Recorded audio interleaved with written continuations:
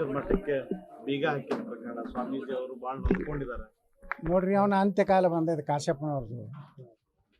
ಯಾವಾಗಲೂ ದೀಪ ಮುಗಿಯೊಂದು ಭಾಳ ಬಗ್ಗ ತೂರಿತಿರ್ಲ ಹಂಗೆ ಮಾಡ್ಲಕತ್ತಾನ, ಮಾಡಲಿ. ಇಡೀ ಸಮಾಜ ಅವನ ಹಿಂದಿಲ್ಲ, ಯಾರೂ ಇಲ್ಲ. ಕೂಡಲ ಸಂಗಮ ಸ್ವಾಮಿಗಳು ಸಮುದಾಯದ ಸಲುವಾಗಿ ಹೋರಾಟ ಮಾಡ್ಲಕತ್ತಾರ. ಇಡೀ ಸಮಾಜ ಅವ್ರ ಹಿಂದೆ ಇದೆ. ಅವ್ರು ಯಾವ ರಾಜಕೀಯ ಪಕ್ಷದ ಪ್ರತಿನಿಧಿ ಅಲ್ಲ, ಏನು ಕಾಂಗ್ರೆಸ್ನೂ ಅಲ್ಲ, BJP ಅಲ್ಲ, JDS ಅಲ್ಲ. ಅವ್ರು ಸಮುದಾಯದ ಸಲುವಾಗಿ ಹೋರಾಟ ಮಾಡ್ಲಕತ್ತಾರ. ಇಡೀ ಸಮಾಜ ಅವ್ರ ಹಿಂದೆ, ನಾವು ಎಲ್ಲರೂ ಹಿಂದಿದೀವಿ. ಅಲ್ಲ, ಯತ್ನಾಳ್ ಅವ್ರ ಹಿಂದೆ ಅಡ್ಡಾಡ್ಲಿಕ್ಕೆ ತೊಂದರೆ ಆಯ್ತಾ ಅಂತ ಯತ್ನಾಳ್ ಅವ್ರ ಮನೆಗೆ ಕೂಡ್ತಾರೆ, ಅವ್ರ ಬಗ್ಗೆ ಸರ್ವೆ ಮಾಡ್ತಾರೆ ಅಂತೇಳಿ ಕಾಶಪ್ಪನವ್ರು. ಯತ್ನಾಳ ನಾ ಏನೋ ಅವ್ರ ಕಡೆಯಿಂದ ಉಪಕಾರ ತೊಗೊಂಡಿಲ್ರಿ. ಯಾವ ಸ್ವಾಮಿಗಳು ಯಾವ ಜಗದ್ಗುರುಗಳ ಕಡೆನೂ ನಾವು ತೊಗೊಂಡಿಲ್ಲ. ಯಾವ ಜಗದ್ಗುರುಗಳ ಬಳಿ ಕಾಲು ಮುಗೋದು ನನಗೆ ಮಂತ್ರಿ ಮಾಡಿಸ್ರಪ್ಪ ಅವ್ರ, ನಿಮಗೆ 11 ಲಕ್ಷ ರೂಪಾಯಿ ಪಾದ ಪೂಜೆ ಮಾಡ್ತೀನಿ ಯಾವ ಸ್ವಾಮಿ ಬಳಿ ಹೋಗೋದು ಇಲ್ಲ. ಭಾಳ ಸ್ವಾಮಿಗಳು ಕಾಲು ಮುಗಿದು ಭಾಳ ಕಡಿಮೆ. ನಾ ಭಾಳ ಆದ್ರೆ ಭಾಳ ನನಗೆ ಯೋಗ್ಯ ಅನ್ನಿಸಿದ್ರೆ ಸಿದ್ದೇಶ್ವರಪ್ಪ ಅವರು ಕೆಲವೊಂದು ಮಂದಿ ಅದಾರ, ಅವ್ರಿಗೆ ಅತ್ತೆ ಕಾಲು ಮುಗಿತೀನಿ. ಹಾಂ, ಎಲ್ಲರಿಗೂ ಕಾಲು ಮುಗಿಯೋ ಮಗನೂ ಅಲ್ಲ. ಅವನ ಸಂಸ್ಕೃತಿ ಹೆಂಗೈತೆ ನೋಡಿಬಿಡ್ರಲ್ಲ. ಏನಾರ ಅದು ವಿಭೂತಿ ಹಚ್ಕೊಂಡಿದ್ದಕ್ಕೆ ಮರ್ಯಾದೆ ಐತೆ. ಅದು ವಿಭೂತಿ ಅಂದ್ರೆ ಎದಕ್ಕೆ? ಅದು ಆಯಿಲ್ ಪೇಂಟ್ ಯಾರು ಹಚ್ಕೋತಾರನ್ನು? ನಾನು ಹಚ್ಕೋತೀನಿ ದಿನ ವಿಭೂತಿ. ನಾನು ಗೋಶಾಲೆಯಾಗ ನಾನೇ ಸ್ವತಃ ವಿಭೂತಿ ತಯಾರು ಮಾಡಿದ್ದೀನಿ, ನಾನು ಹಚ್ಕೋತೀನಿ. ಕಣ್ಣಿಗೆ ಕಾಣಿಸ್ಬಾರ್ದು ಅದು ವಿಭೂತಿ, ಕಣ್ಣಿಗೆ ಕಾಣಿಸ್ಬಾರ್ದು. ಅದು ನಿಜವಾದ ವಿಭೂತಿ. ಕಣ್ಣಿಗೆ ಹಚ್ತಾರೆ ಆಯಿಲ್ ಪೇಂಟ್ನಾಗ, ಅದು ನಕಲಿ. ಈ ಬಸವಣ್ಣ ತತ್ವ ಕೆಲವೊಂದು ಮಂದಿ ಹೇಳೋ ಲಪುಟ್ರದಾರಲ್ಲ, ಅವರು ಹಾಗೆ ಸುಮ್ಮನೆ ಬಸವಣ್ಣನ ಹೆಸರು ಹೇಳ್ತಾರೆ.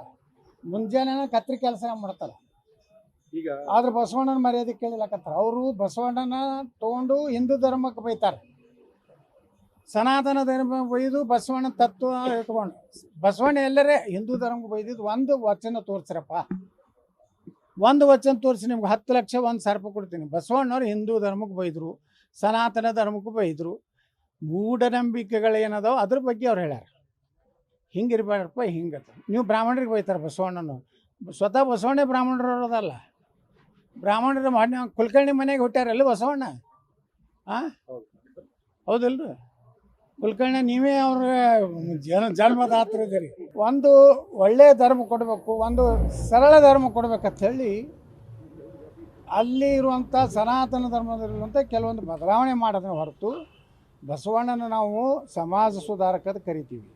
ನೀವು ಒಯ್ದು ಅವನ್ನ ಒಂದು ಪೇಟೆಂಟ್ ಮಾಡ್ಕೊಂಡು ಬಿಟ್ರಿ.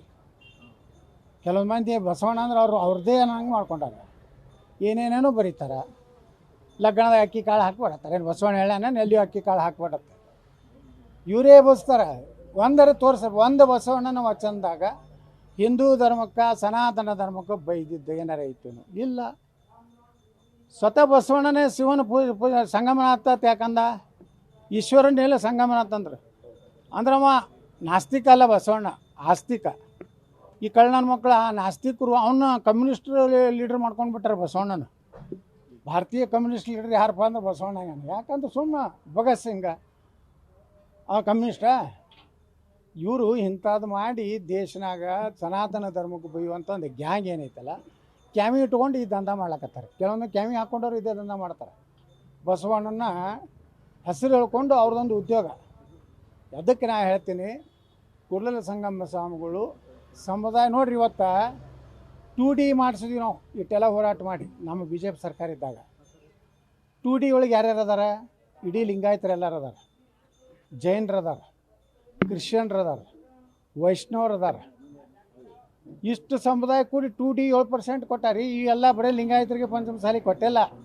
ಅದು ಯಾರು ಹೋರಾಟದ ಫಲ? ಕೂಡಲ ಸಂಗಮ ಸ್ವಾಮಿಗಳು ಹೋರಾಟ. ಲಿಂಗಾಯತೊಳಗೆ ಎಷ್ಟೋ ಸಣ್ಣ ಕಮ್ಯುನಿಟಿ ಅದಾವೆ, ಅವ್ರಿಗೆ ಮೀಸಲಾತಿ ಇರಲಿಲ್ಲ, ಜೈನ ಸಮಾಜಕ್ಕೆ ಇರಲಿಲ್ಲ. ಈ 2D ಒಳಗೆ ನಾವು ಹಾಕೀವಿ.